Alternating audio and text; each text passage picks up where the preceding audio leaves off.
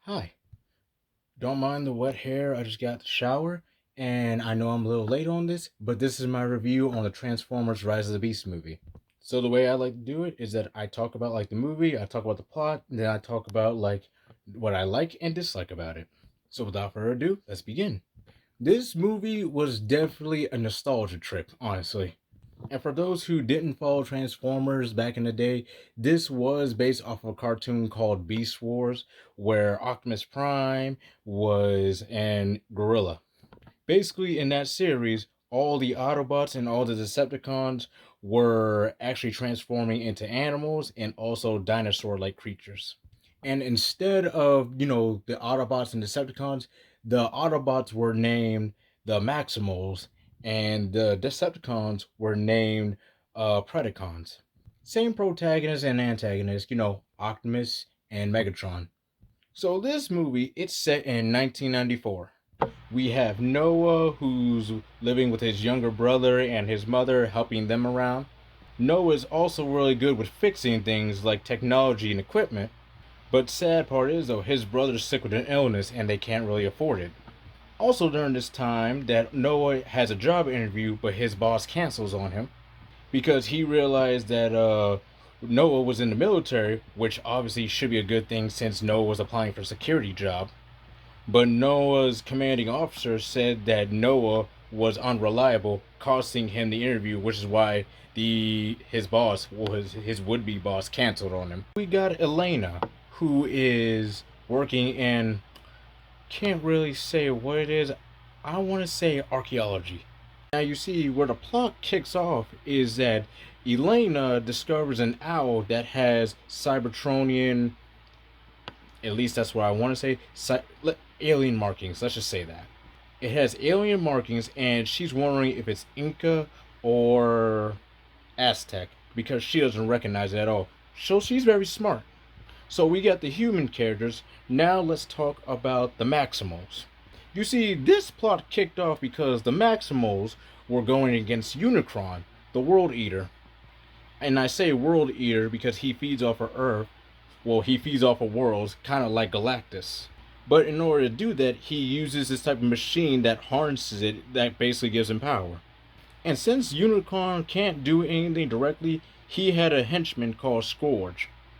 Now, with that in mind, Scourge was able to kill the recent leader of the Maximals, but the rest of them were able to escape from their world with the key that Unicron needed to activate his machine, and he's been hunting this key for about quite a few years. So now that we got the main artifact in mind, this is where it comes in place. You see, Elena was studying this artifact, which was in the shape of one of the Maximals, Airazor, who was a falcon. She was either a falcon or a hawk. She was basically a giant bird. I want to say a hawk. So the artifact was in the shape of Airazor, and she's studying it, and then it cracks apart, and then it has a key inside of it. With that in mind, when she touches it, it sends off a beacon that only Cybertronians can see. So with that being in mind, the Autobots get together, and so do the Terracons. Keep in mind, when I say Terracons, it's really, they changed the name from Terracons from Predacons, because like I said, in Beast Wars, they were known as Predacons. But then again, now that I think about it, the Predacons, you see, they were different characters. So these were characters I'd never heard of and all that. So maybe that's why it's just a whole set of different characters.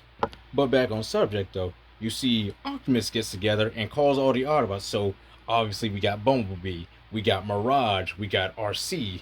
You see, Noah gets pulled in that because of how he bombed the interview, how his boss canceled him. One of his friends hires him to like help out, like do a job, basically a snatch and grab job. So he had him steal a car.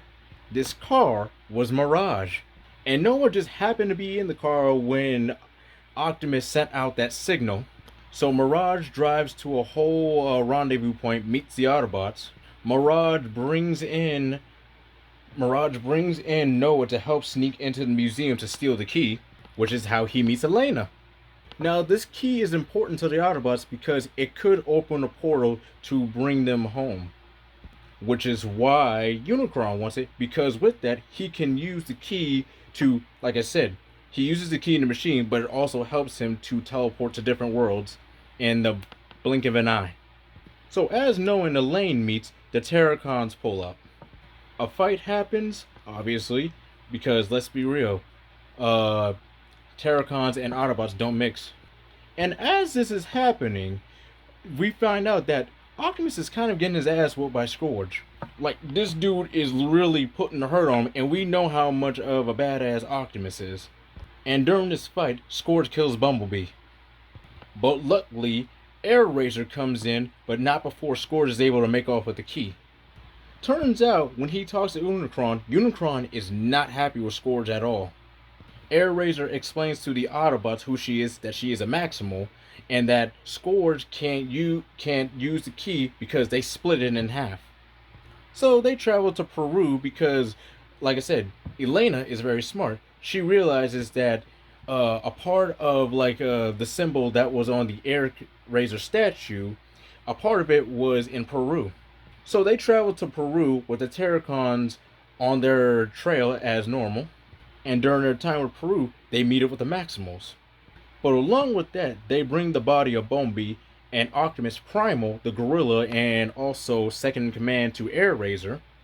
He brings Bumblebee to a place where raw energy is at, but the thing is, without a great source to kick it up, you can't really revive it. So Bumblebee is still at a commission throughout this whole movie. It was also during this time where the Autobots and the Terracons fight again, and Scourge was able to infect Airazor. Now, within the last 12 hours, Airazor starts becoming more and more infected with Scourge, and to the point where he completely takes control of her. She still has her mind, but her body's not in control. Come to find out, he used her to get to the Maximals because the rest of the Maximals knew where the key was at. You see, the rest of the Maximals were working with a family of humans that they protected for generations. A whole family was working with Maximals, and Optimus, not trusting humans at the time, really couldn't believe it. Now, with the key in their hand, Airazor is able to take away the key and bring it right to Scourge. Scourge escapes, but Airazor's still under his control, and they have to fight Airazor, which Optimus Primal reluctantly kills her.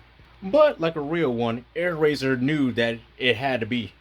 Now, with the two parts of the key in hand, Scourge can help Unicron teleport to Earth so he can consume it. Now, in their last ditch defense, the Maximals and the Autobots really have to work together to actually prevent Scourge from allowing Unicron to teleport to Earth. And it was during this fight where so much nostalgia came in.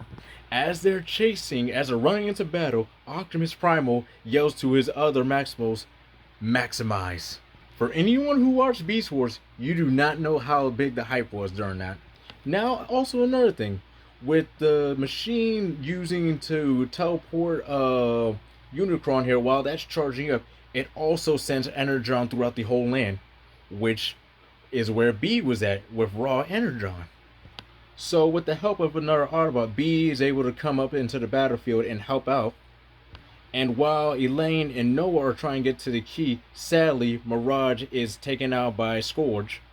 But here's the thing, Mirage was a real one. He played Possum, but he was too weak to fight. So this dude literally turned Noah into, what's that guy's called? What's that called? I want to say Robot Man. Mega Man, that's what it is. He literally turned Noah into Mega Man. Noah had full control, but Mirage was acting as his suit, like his armor. So while they have him distracted, Elaine's able to put the code in to reverse the effect and all that, but Scourge destroys the console. And with that, Optimus kills Scourge, and he tells everybody to get out of here while he destroys the console. With the console destroyed, everything that becomes a part of everything just gets sucked back into that wormhole and all that. And with that, the day was saved. But there was a great twist at the end. As Noah's going in for another interview as security, his boss found out that he went to Peru, with Noah only saying that he just went to South America, so he's wondering how he knew that. Finds out that his interview is a government type. But this guy was a real one. He realized Noah saved the world, so with that, he gave Noah's little brother, who was sick, all the medication he needed, nurses 24/7, everything he needs. Also giving him a card to say like, hey, you could do business with us. I'm thinking it was Section 7, since this is 1994. Noah flips over the card and it says G.I. Joe, which makes a lot of sense because if you watch the movie, if you see the suit, it looked like one of the G.I. Joe suits in the very first one. So overall, I like this movie. I say it was a good 8 out of 10. The only reason I gave it 2 points off because I'm kind of confused on the Unicron part. Because if I remember correctly, in The Last Knight, Unicron was fused with the Earth. Because like on each continent, there was a horn because, you know, Unicron's the size of a planet. So each continent had a horn on it, which in a way caused a continental drift.